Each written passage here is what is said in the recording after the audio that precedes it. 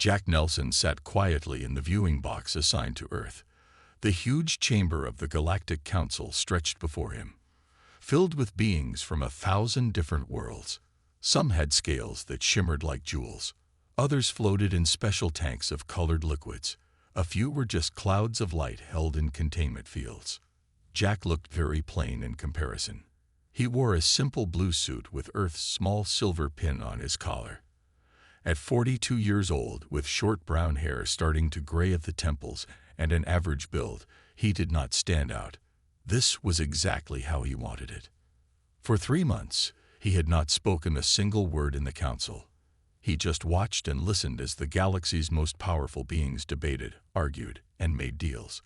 Many of the alien representatives had started calling him the silent ape when they thought he couldn't hear them. "The human doesn't speak because he cannot understand our advanced discussions," said Ambassador Krell of the Dorsian Federation to his aide. The tall, six-limbed alien glanced at Jack with 4 of his eyes. "Perhaps Earth sent us a defective specimen." Jack pretended not to notice. Instead, he made another small note in his datapad. He had been collecting information on every species, every alliance, and every hidden agenda in the room. While they thought him simple, he built a complete map of the Council's complex politics. Earth had only discovered faster-than-light travel 15 years ago. When they entered galactic society, most advanced species treated humans like children who had wandered into an adult conversation. Earth was given probationary status, which meant they could watch but not vote on important matters. Jack's small viewing box was set far back from the main floor, almost hidden in the shadows. The truly powerful species, those with empires spanning hundreds of worlds, occupied the central platforms. The Zevran Empire had the most prominent position. Their representative, Supreme Commander Vrax, was speaking now. The Council must address the issue of uncontrolled expansion by lesser species, Vrax said. His voice boomed through the translation system, particularly those who have not yet proven their civilization's stability. Jack knew Vrax was talking about Earth and other newly discovered worlds. He kept his face calm and interested, but not worried. The secret message he had received from Earth Command this morning was safely stored in his mind. They found it. Protocol Thucydides is ready. A small door at the back of Jack's box slid open. Susan Blackwell entered quietly and sat beside him. With her dark hair pulled back and wearing the gray uniform of Council service staff, she looked like any of the thousands of support workers who kept the massive Council station running. None of the alien representatives paid any attention to service staff. "Sir," she whispered, "our intelligence was correct. The Zevrons have discovered the rare element deposits in our asteroid belt. They're going to propose a quarantine of our solar system tomorrow, under the guise of protection for the rest of the galaxy." Jack nodded slightly. He had suspected as much. The Zevrons had done this 17 times before to other worlds, always with the same result: the complete stripping of resources from the quarantine system, while its people were kept isolated and unable to trade with the wider galaxy. "The vote is already being arranged," Susan continued. "Most of the major powers have been promised mining rights in different parts of our system. They'll approve it without debate." Jack wrote something on his datapad and showed it to her. It read, "Is the package in place?" "Yes, sir," Susan replied. "Everything is ready." Jack allowed himself a small smile. Tomorrow, after 97 days of complete silence, he would finally speak to the Galactic Council. And that one speech would change everything. The council session ended for the day. As the representatives filed out, many glanced at Jack with dismissive looks. The silent ape had become a kind of joke to them. "Enjoy your final day of freedom, human," muttered a passing Zevran official. Jack merely nodded politely. Let them think him simple, he thought. Tomorrow they would learn how dangerous it was to underestimate humanity. The next day, the Galactic Council chamber was more crowded than usual. Word had spread about the Zevran Empire's plan to propose a quarantine of Earth. Many representatives were curious to see how the humans would react when they learned their planet would be cut off from the rest of the galaxy. Jack arrived early and took his seat in the Earth viewing box. He wore the same plain blue suit as yesterday. The only difference was a small data crystal that he kept in his pocket, turning it over and over with his fingers. Supreme Commander Vrax of the Zevran Empire stood at the main podium. His metallic scales caught the light as he raised all four of his arms for silence. Esteemed members of the Galactic Council, Vrax began, "Today I bring before you a matter of great importance. Our Scientific Research Division has completed a thorough study of the species known as humans. Large screens around the chamber displayed images of Earth's wars, environmental problems, and social conflicts. The pictures were carefully selected to show humanity at its worst. As you can see," Vrax continued, "these beings are dangerously unpredictable. In just the past century of their time, they have engaged in 2 global conflicts that nearly destroyed their civilization. They continue to fight among themselves even now." Many council members nodded in agreement. They had seen primitive species like this before. The Zevran Empire proposes a protective quarantine of the Earth system for a period of no less than 500 standard years. During this time, humans will not be permitted to travel beyond their solar system. This measure is for their own protection as well as ours. Jack watched as Vrax's aides moved through the chamber, quietly speaking to key representatives. He knew they were making final deals to secure votes, offering mining rights, technology trades, and political favors in exchange for support. In the Earth viewing box, Susan slipped in and sat beside Jack. "They've secured the votes," she whispered. "The council overseer will call for a decision in 10 minutes. There won't even be a formal debate." Jack nodded and stood up. He pressed the small button on his console that would signal his request to speak. This was the first time he had ever used it. A look of surprise crossed the face of the council overseer, an ancient being from the Meridian species. After a moment's hesitation, he acknowledged the signal. "The chair recognizes the Earth observer," the overseer announced. His voice carried a hint of curiosity. "As a probationary member, you are granted 5 minutes to address the council." A murmur of surprise ran through the chamber. Many representatives turned to look at Jack, some seeing him for the first time. The Zevran delegation exchanged annoyed glances. This was an unexpected delay in their carefully planned vote.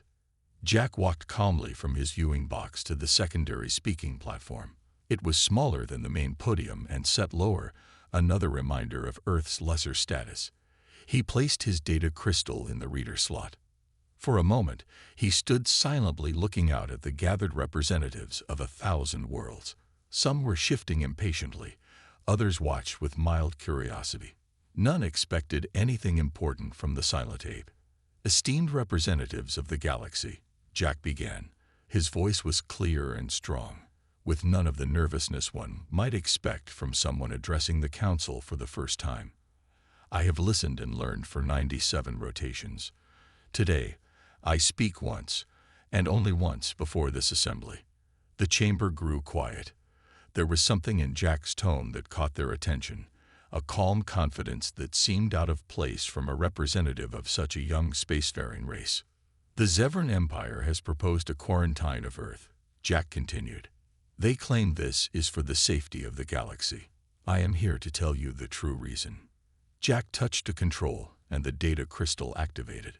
The large screens around the chamber changed from images of Earth's conflicts to a star map of Earth's solar system. But it showed something none of the council members had seen before: 3 glowing points that pulsed with strange energy. Supreme Commander Vrax jumped to his feet. "This presentation was not approved," he shouted. "The human delegate is out of order." But the council overseer raised his hand for silence. "The Earth observer has the floor for 5 minutes, as is his right. He may continue." Jack pointed to the 3 glowing points on the star map. "What you see before you are wormhole entrances, natural tunnels through space that connect distant parts of our galaxy. Earth scientists discovered them 30 years ago, before we even had faster-than-light travel." A shocked silence fell over the council chamber. Wormholes were extremely rare and valuable. Systems that contained them became major trading hubs and centers of power. These passages can reduce travel times across the galaxy by up to 60%, Jack continued. A journey that now takes months could be completed in weeks or even days. He touched another control. The map zoomed out to show how the wormholes connected to distant sectors of the galaxy. Many representatives gasped as they saw their own home systems, now linked by much shorter paths through Earth's solar system. The Zevran Empire discovered these wormholes 2 years ago during their first survey of our system. But they told no one. Jack's voice remained calm. Instead, they began planning how to take control of them. Supreme Commander Vrax stood again. These are lies. There is no evidence. The evidence is in your own ship's data logs. Jack interrupted. He pressed another button, and the screen showed copies of Zevran survey reports. These documents were obtained from your science vessels. They clearly show the discovery of the wormholes and your plans to exploit them. Vrax's scales darkened with rage. How dare you access private Zevran files? This is a violation of Council law. The Council overseer leaned forward. Are these documents authentic? Jack nodded. They are.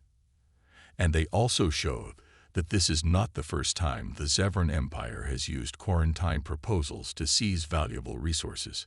The screens changed again, showing a list of 17 planets that had been placed under protective quarantine in the past. Beside each name were detailed reports of how the Zevrans had stripped each system of valuable materials, while the native species remained isolated. This is the same pattern they have followed 17 times before, Jack said.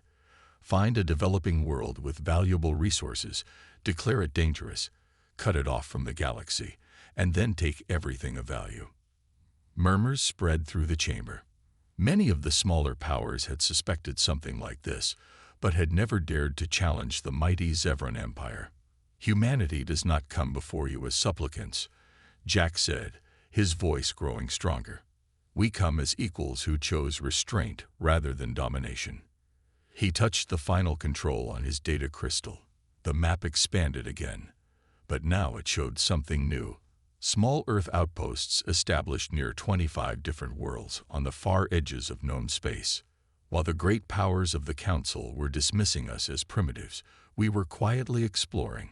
We have already made peaceful contact with 15 species the Council deemed too primitive for membership. Together, we have formed an alliance based on mutual respect. As if on cue, representatives from several delegations stood up. They had been disguised as assistants or observers, but now they revealed themselves as members of these supposedly primitive races. If the Council votes to quarantine Earth, Jack said, we will have no choice but to close the wormholes permanently. We have developed technology that can seal them forever. This announcement sent waves of shock through the chamber. The economic impact would be enormous. Trade routes would have to be redrawn. Major powers would lose influence. The entire balance of the galaxy would shift. But that is not what we want, Jack continued, his tone softening. Earth seeks friendship, not conflict. We propose instead that the wormholes be placed under shared management, with access guaranteed to all peaceful species. Jack looked directly at Supreme Commander Vrax. The age of empires taking what they want from younger races must end. The future belongs to those who cooperate. The Council Overseer looked at the time display. Your 5 minutes are expired, Earth Observer. Jack nodded and stepped away from the podium. He had said everything he needed to say. Chaos erupted in the Council chamber after Jack returned to his seat. Representatives shouted over each other, demanding to know more about the wormholes. The Zevran delegation huddled together, their scales flashing in patterns that signaled extreme distress. The Council Overseer struck his sound staff 3 times on the floor. The sharp crack echoed through the chamber, bringing a measure of order. We will have a recess of 2 hours, the Overseer announced. When we return, the Council will discuss the Earth representatives' claims and the Zevran proposal. As the chamber emptied, many representatives glanced at Jack with new interest. Some nodded respectfully. Others looked worried. The balance of power in the galaxy was shifting before their eyes. In the private room behind the Earth viewing box, Jack sat calmly while Susan brought him a cup of water. "You did it," she said. "They never expected this." Jack took a small sip. "This is just the beginning. The Zevrons won't give up easily." The doors slid open, and a tall, blue-skinned alien entered. He wore the simple robes of the Eltaran Federation, a mid-level power known for their diplomatic skills. "Ambassador Nex," Jack said, standing to greet him. "Thank you for coming." "You have created quite a disturbance, Human Nelson," Nex said. His large eyes blinked slowly. "Many on the council fear what you have done today." "They fear change," Jack replied. "But change was coming whether they wanted it or not." Nex moved closer. "The Zevrons are already working to discredit you. They claim your evidence is fake. They say humans are too primitive to have discovered the wormholes so long ago." Jack smiled slightly. "We expected that, which is why we need the Eltaran Federation to confirm our claims." He handed Nex another data crystal. "Your science ships surveyed our system last year. You found traces of the wormholes, but kept it quiet because you feared Zevran reaction. This contains your own records." Nex's skin darkened with surprise. "How did you?" "Earth has been preparing for this day for a long time," Jack said. "We needed to know who our friends might be." Nex studied Jack for a long moment. "The Eltaran Federation has suffered under Zevran influence for centuries. If what you propose is true, shared access to the wormholes, it would change everything for us." "It would change everything for many worlds," Jack said. "That's the point." When the council reconvened 2 hours later, the mood was tense. Supreme Commander Vrax took the podium first. "The humans' claims are lies," Vrax said, his voice booming. "Earth is trying to avoid quarantine by creating false hopes. There are no wormholes. Their evidence is fabricated." Several representatives nodded in agreement. The Zevran Empire had many allies among the major powers. Then Ambassador Nex of the Eltaran Federation stood. "The chair recognizes Ambassador Nex," the overseer said. "Esteemed council members," Nex began, "the Eltaran Federation conducted its own survey of the Earth system last year. We can confirm the existence of the wormhole entrances." Nex displayed his own data, showing the energy signatures that matched those in Jack's presentation. "Furthermore, we have analyzed the Zevran documents presented by the human representative. They are authentic." A wave of whispers swept through the chamber. Vrax's scales darkened with fury. "The Eltaran Federation supports Earth's proposal for shared management of this valuable resource," Nex concluded. One by one, representatives from other mid-level powers stood to support Earth's position. Many had suffered under Zevran dominance and saw this as a chance for change. From his viewing box, Jack watched silently. He had spoken only once, but his words were now being echoed by others across the chamber. The overseer struck his staff again. "It is clear that this matter requires more extensive consideration. The vote on the Zevran quarantine proposal is postponed. Instead, I call for the formation of a special committee to investigate all claims and develop recommendations for the full council." Jack allowed himself a small smile. Postponement was a victory. They had gained time. And in politics, time was often the most valuable resource of all. As the session ended, Susan leaned close to Jack. "This is just the beginning of a long fight," she whispered. Jack nodded.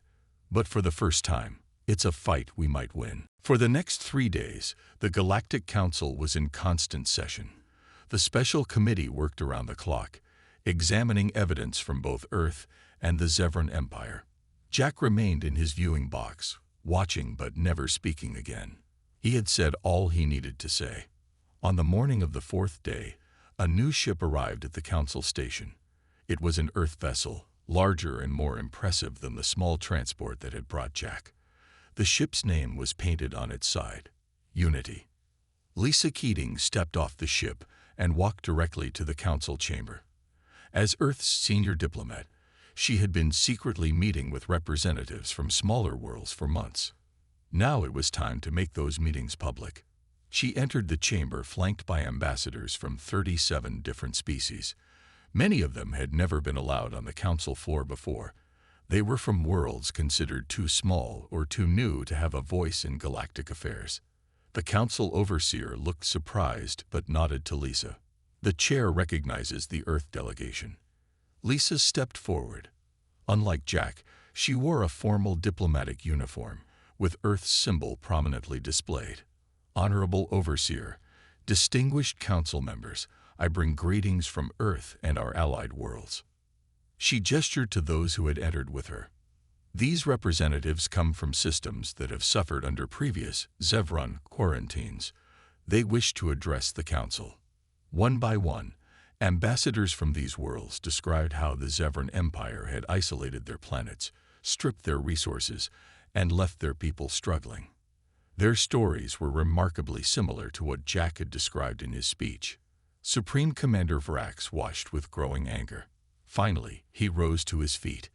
These accusations are baseless. The Zevran Empire has brought order and stability to the galaxy for 1,000 years. We will not be questioned by primitives and their human allies. Lisa remained calm. We do not question the Empire's past achievements. We simply believe the time has come for a more equal partnership among all worlds. The wormholes in Earth's system offer that opportunity. She revealed Earth's proposal, a new galactic charter that would give all worlds a voice in council affairs, regardless of their technological level or military power. Access to the wormholes would be guaranteed to all peaceful species. Trade would flow freely, benefiting everyone. This is madness, Vrax hissed. The galaxy cannot be run by committee. Strong leadership is needed. Is it madness to seek cooperation instead of domination? Lisa asked. Is it madness to believe that all intelligent species deserve respect? Many council members were nodding now. The stories from the quarantined worlds had affected them deeply. The idea of free access to the wormholes was appealing, especially to mid-level powers that had long chafed under Zevran control. The council overseer called for a vote on the Earth proposal. As the voting began, Jack watched from his viewing box, his face giving away nothing. This was the moment everything would be decided. One by one, the votes were registered on the main display. The Zevran Empire and its closest allies voted against the proposal, but many others who had initially supported the quarantine now changed their position. When the final tally appeared, there was stunned silence in the chamber. The Earth proposal had passed by a narrow margin. For the first time in council history, the Zevran Empire had been defeated on a major policy vote. The proposal is adopted, the overseer announced. A new galactic charter will be drafted. Earth is granted full council membership, effective immediately. Lisa bowed respectfully to the overseer, then turned to look at Jack in the viewing box. He gave her a small nod of approval before standing to leave. As Jack walked out, many representatives tried to speak with him. They had questions, offers of alliance, requests for private meetings. But Jack simply smiled politely and kept walking. He had spoken once in the council. That was enough.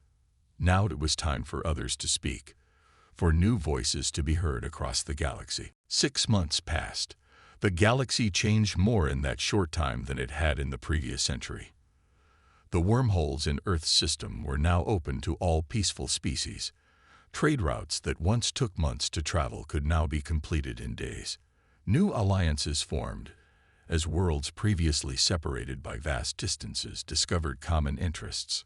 Jack Nelson had returned to Earth immediately after the historic council vote. He had requested a new assignment far from galactic politics. Now he served as Earth's representative on Hilera, a small agricultural world on the outer rim. His office was a simple building surrounded by fields of blue-green grain. It was quiet, peaceful work, exactly what he wanted. One morning, as Jack reviewed trade proposals at his desk, his door chimed softly. "Enter," he called. The door slid open to reveal the tall, ancient form of the council overseer. The Meridan's silver skin caught the sunlight as he ducked to enter the small office. Jack stood in surprise. "Overseer Tall, this is unexpected." "I apologize for coming unannounced," the overseer said, "but I wish to speak with you privately." Jack gestured to a chair. It was too small for the Meridan's large frame, but Tall folded himself into it gracefully.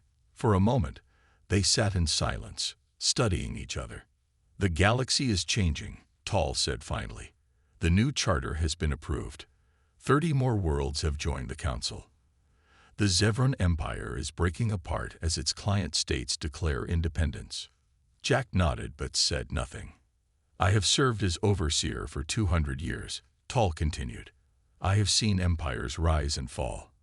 But I have never seen anything like what you accomplished with a single speech." Jack smiled slightly. "It wasn't just my speech. It was the right moment, the right evidence, the right allies." "True," Tall agreed. "But it began with you. That is why I have come. I wish to understand." "Understand what?" Jack asked. "Why you remained silent for so long when you clearly could have spoken earlier. Why you chose that particular moment to speak. And why, having changed the galaxy, you came to this small world instead of taking a position of power." Jack looked out the window at the peaceful fields stretching to the horizon. In silence, "I learned your languages beyond words," he said. "I learned who spoke with honesty and who with deception. I learned when the council was wise and when it was merely powerful." He turned back to Tall. "One cannot truly hear while speaking." The overseer's silver eyes blinked slowly. "And your choice to come here, away from the center of power you helped create. The goal was never power," Jack said. "The goal was balance. A galaxy where all voices could be heard, not just the loudest. My voice served its purpose. Now I listen to other voices." Tall nodded. "The Zevrans claim you used mind control technology. Others say Earth threatened the council with hidden weapons. Few believe the truth, that you simply spoke the right words at the right moment." Jack laughed softly. "People often look for complex explanations when the simple one is too difficult to accept." As Tall prepared to leave, he placed a small object on Jack's desk. It was a speaking token from the council chamber, made of rare crystal and inscribed with ancient symbols. "The council has voted to rename the central speaking podium the Nelson Rostrum," Tall said. "This is the original token that grants the right to speak." Jack picked up the token, feeling its weight. "Please thank the council, but tell them such honors are unnecessary." "Nevertheless, it is done," Tall said. "Your name will echo in that chamber long after both of us are gone." After the overseer left, Jack returned to his work. The speaking token sat on the corner of his desk, catching the light of an alien sun. One speech had changed everything. But it was the long silence before it that had made those words powerful. 5 years passed since Jack's historic speech in the Galactic Council. The galaxy had transformed in ways few could have imagined. The new Galactic Charter, now called the Cosmic Concordat, had replaced the old power structure with something more balanced and fair. The rigid hierarchy that had governed interspecies relations for millennia was gone. In its place was a system where even small worlds had a voice. Technological development alone no longer determined a species' status in galactic affairs. Jack continued his quiet work on Hilera, helping the local farmers improve their crops using Earth techniques. Few of the locals knew his true importance in galactic history. That was how he preferred it. One morning, as Jack walked through the blue-green fields, a small ship landed near his office. It was a Zevran vessel, sleek and powerful despite its small size. Jack watched calmly as a single figure emerged and approached him. The Zevran was younger than Supreme Commander Vrax had been, with scales that shimmered bronze instead of silver. He wore simple civilian clothes rather than the military uniform Jack had grown accustomed to seeing on Zevrans. "Ambassador Nelson," the Zevran said, bowing slightly. "I am Karex, representative of the new Zevran Republic." Jack nodded in greeting. Welcome to Halera. What brings a Zevran representative so far from the center of the galaxy? Change, Carrick said simply. My government has fallen. The people rose up against the Supreme Command 2 months ago. The old empire is gone. This was surprising news, even to Jack.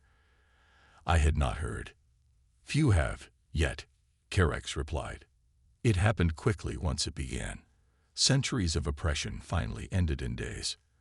They walked together through the fields.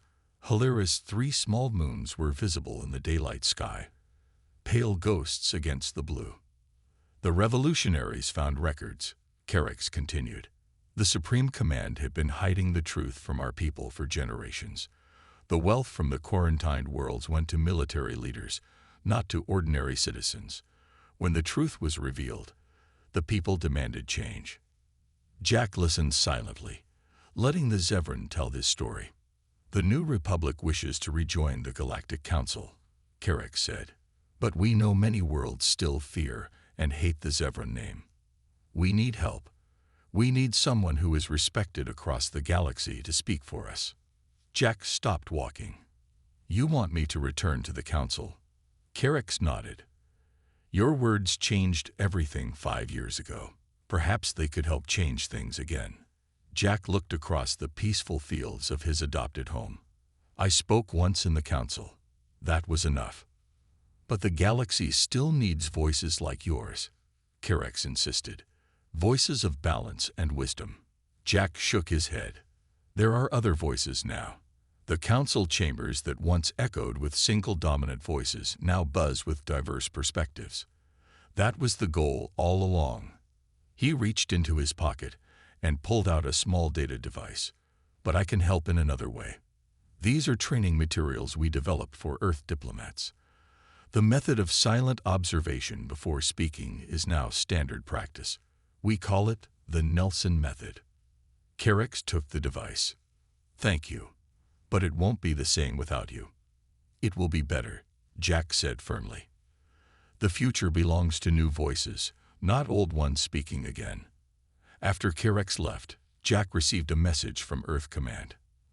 They too had heard about the Zevran Revolution and wanted Jack to return to active diplomatic service.